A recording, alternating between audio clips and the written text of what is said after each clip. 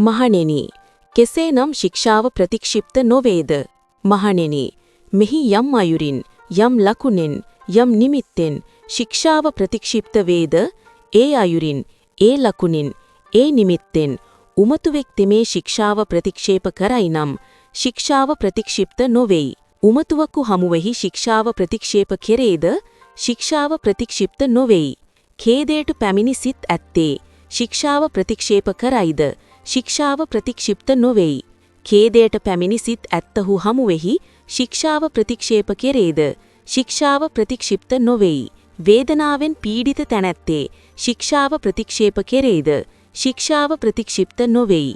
වේදනාවෙන් පෙළුණහු හමුවෙහි ශික්ෂාව ප්‍රතික්ෂේප කෙරේද, ශික්ෂාව ප්‍රතික්ෂිප්ත නොවේයි. දේවතාවක සමීපයෙහි ශික්ෂාව ප්‍රතික්ෂේප කෙරේද, ශික්ෂාව ප්‍රතික්ෂිප්ත නොවේයි.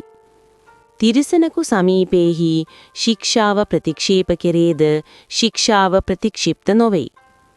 ආර්යක ව්‍යවහාරයෙන් අනාර්යකු හමුවෙහි ශික්ෂාව ප්‍රතික්ෂේප කෙරේද, හෙතෙමේ නොදනීද ශික්ෂාව ප්‍රතික්ෂිප්ත නොවේයි. අනාර්යක ව්‍යවහාරයෙන් ආර්යකු සමීපයෙහි ශික්ෂාව ප්‍රතික්ෂේප කෙරේද, හෙතෙමේ නොදනීද ශික්ෂාව ප්‍රතික්ෂිප්ත නොවේයි. ආර්යක ව්‍යවහාරයෙන් ආර්යකු සමීපයෙහි ශික්ෂාව ප්‍රතික්ෂේප කෙරේද, හෙතෙමේ නොදනීද ශික්ෂාව ප්‍රතික්ෂිප්ත නොවේයි. අනාර්යක ව්‍යවහාරයෙන් අනාර්යකු සමීපයෙහි ශික්ෂාව ප්‍රතික්ෂේප කෙරේද, හෙතෙමේ නොදනීද ශික්ෂාව ප්‍රතික්ෂිප්ත නොවේයි.